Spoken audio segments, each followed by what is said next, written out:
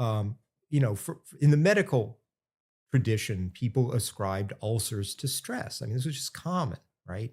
You got an ulcer, you're under stress, you take a break, try and relax, maybe do something for your stomach. Your stomach is producing too much acid. Why is it doing that? Well, because you're under stress, blah, blah, blah.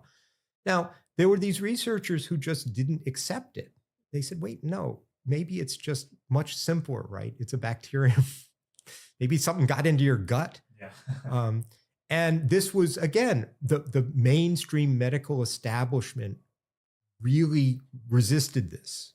Why? Well, one reason is, as is pointed out, there's a wonderful quote from Tolstoy that Shelley Goldstein often uses.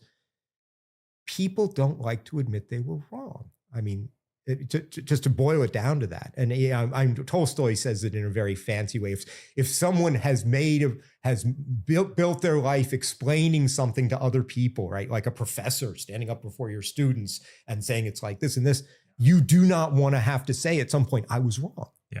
Right? I mean, there's also the psychological resistance to your admitting to yourself you were wrong. In the case of the ulcer, I can't remember the name. There's a researcher who's an Australian, and they decided, no, we think this is a bacterium. And the one guy was brave enough. He actually swallowed it and induced an ulcer in himself on a human subject. And it was himself, because he couldn't do any of this to somebody else, to say, I'm going to show you that what causes ulcers is not stress. It's H. pylori.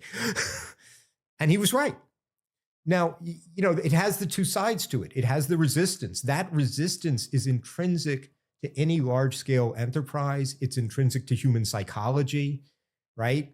Not wanting to admit you're wrong, defending. We see that everywhere, right? You see it in politics. You see it everywhere, everywhere. So you shouldn't be surprised. Scientists are human beings. They're subject to the same psychology as all human beings. You should be impressed that, unlike in some places like religion, the good guys win out in the end, even if they're small, even if they're little, even if there are only a few of them, that they can have the tools, the arguments, and the data, and enough people who listen, that eventually they win.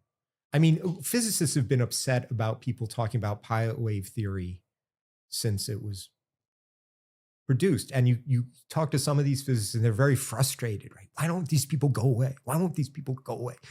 And the answer is because there are enough people who read it and with an open mind and see the point and say you shouldn't be dismissing it. And they keep at it. And eventually, it wins. I mean, I think you're right. I think what happened with string theory, I mean, there were reasons to be interested in string theory. It's not that string theory was just a fantasy. Mm-hmm. There were reasons to think it might be a promising way. Yeah. It went way overboard in terms of capturing the high energy physics community. I mean, when I was still at Rutgers, they hired what was called the string quartet. They hired 4 string theorists all together.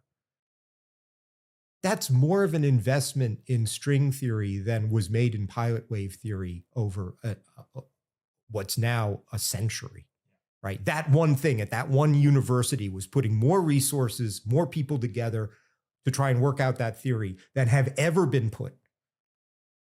Okay, they went way overboard. And then once the professors are doing that, then their graduate students are being taught that. And then, it takes on an inertia and it takes on a bureaucratic institutional life of its own. And it was very hard for people doing something else or thinking maybe there are other ways to do this to get traction and to get funding and so on. I mean, now that's not peculiar to physics. It is going to be the same in every academic discipline. You should just be aware of it, right? You shouldn't idealize. You should not over-idealize science. But you shouldn't under-idealize it either, because it's still much, much, much better than many other things where that's all it is, right? All it is this kind of stuff. But, at the bottom of physics, at the bottom of empirical science, there is data and there are some clear arguments, and eventually they can have effects. So it's a waiting game.